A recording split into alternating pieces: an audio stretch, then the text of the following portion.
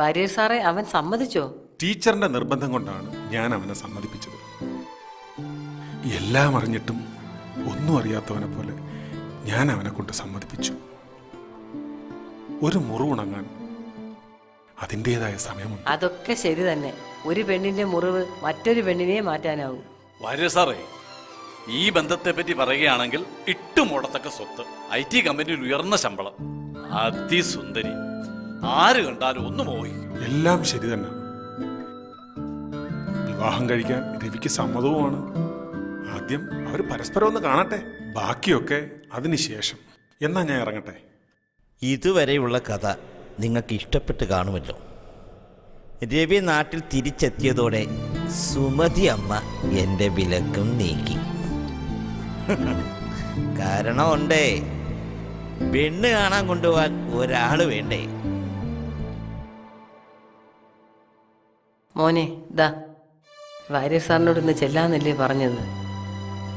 ചെല്ല്, മടിച്ചിരിക്കാതെ പോയി ഷേവൊക്കെ ചെയ്ത് മുടിയൊക്കെ വെട്ടി സുന്ദരനായിട്ട് വാ. ചെല്ല്, എണീക്ക്.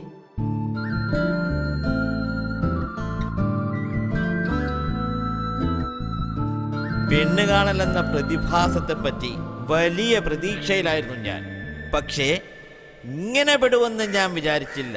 ഒരൊന്നൊന്നര കേണലാണ്. ശത്രുക്കളെ വെടിവെച്ചു കൊല്ലുമ്പോഴുള്ള രാജ്യസ്നേഹത്താലുള്ള ഒരു ആവേശം, വിമാനവേദ തോക്കുകൾ, റഡാറുകൾ, അന്തർവാഹിനികൾ, എന്തിനെ കുറിച്ചായാലും എനിക്ക് നല്ലതുപോലെ അറിയാം. യുദ്ധമുഖങ്ങളിൽ അങ്ങനെ എന്തെല്ലാം അതൊന്ന് വേറെ തന്നെയാണ്. അനുഭവിച്ചറിഞ്ഞാലേ മനസ്സിലാവൂ. മരിച്ചാലും ജീവിച്ചാലും ഇതേപോലെ റെസ്പെക്ട് കിട്ടുന്ന, ആനുകൂല്യങ്ങൾ കിട്ടുന്ന മറ്റെന്ത് ജോലിയുണ്ട്? ഈ ഞാൻ പറയുന്നത് കേട്ടിട്ട് മോന് പട്ടാളത്തിൽ ചേരാൻ തോന്നുന്നുണ്ടോ? തോന്നുന്നുണ്ടല്ലേ? തോന്നുന്നുണ്ടെങ്കിലേ. മോനെ രവി, ഞാൻ പറഞ്ഞ ശരിയല്ലേ?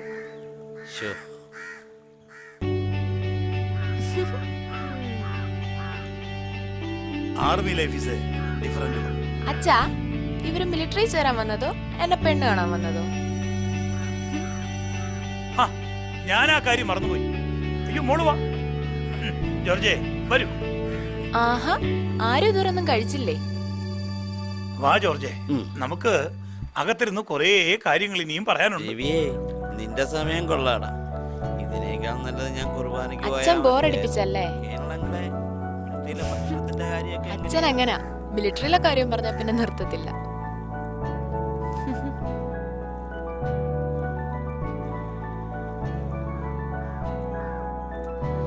ചാന്ദിനി ജോലിക്ക് ചേർന്നിട്ട് എത്ര നാളായി? അടുത്ത മാസം 1 വർഷം തികയും. ഓക്കെ. ഇപ്പോഴും കവിതയൊക്കെ എഴുതാറുണ്ടോ? ഫാന്റസി വിട്ട് യാഥാർത്ഥ്യത്തിലേക്കുള്ള മുന്നോടിയാണോ വിവാഹം കഴിക്കാനുള്ള തീരുമാനം? ശരിയാ, നമുക്കൊന്ന് അങ്ങോട്ട് നിന്നാലോ? ഇവിടൊക്കെ ഇഷ്ടപ്പെട്ടോ? കലാകാരന്മാരൊക്കെ പ്രകൃതി സ്നേഹികളാണെന്ന് കേട്ടിട്ടുണ്ട്, ശരിയാണോ? അതിസുന്ദരമായ ഈ പ്രകൃതിയെയും തന്നെയും എനിക്ക് ഒരുപാട് ഇഷ്ടമായി.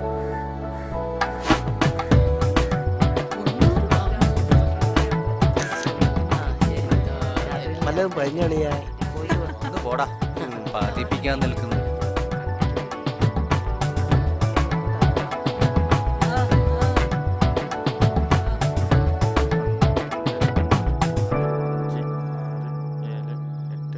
അമ്മ, ഇതാ പൈസ.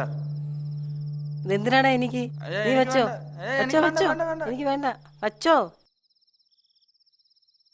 ആ മക്കളെ, എല്ലാരും ഭക്ഷണം കഴിച്ചോ? കഴിച്ചു.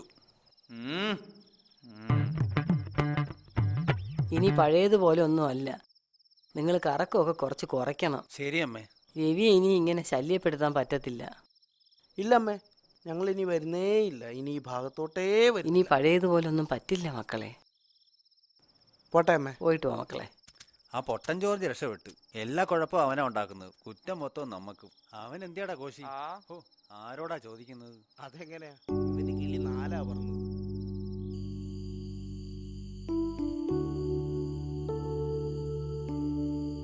ഇതൊന്നും നാട്ടുകടപ്പല്ലടാ രവി. ആദ്യ രാത്രി പെണ്ണ് വീട്ടി വെച്ചാണോടെ?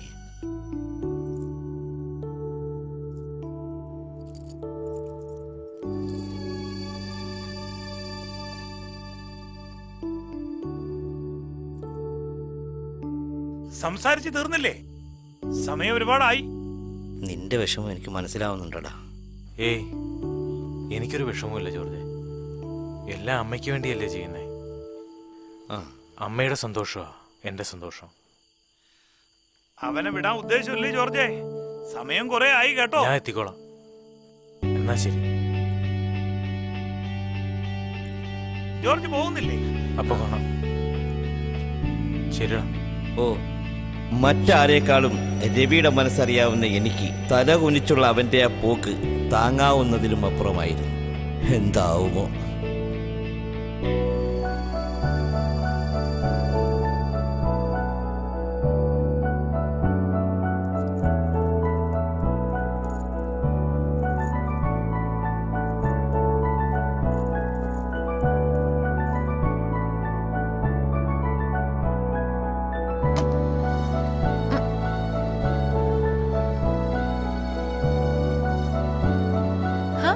വന്നോ?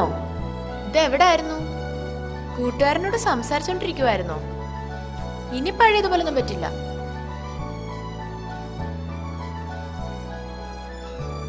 ഇവിടെ എല്ലാരും തിരക്കുന്നുണ്ടായിരുന്നു.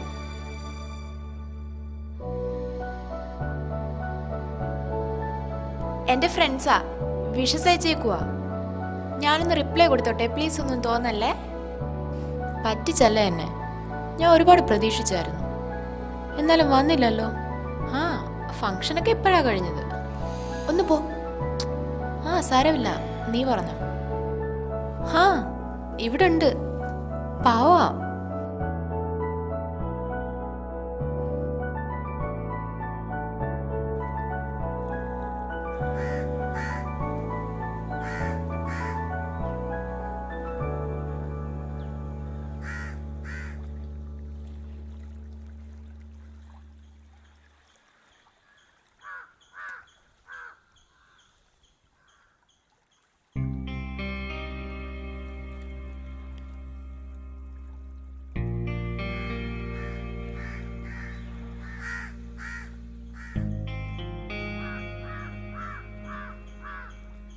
ഇന്നത്തെ ദിവസം എൻ്റെ ജീവിതത്തിലെ പുതിയൊരു അധ്യായം തുടങ്ങുകയാണ്.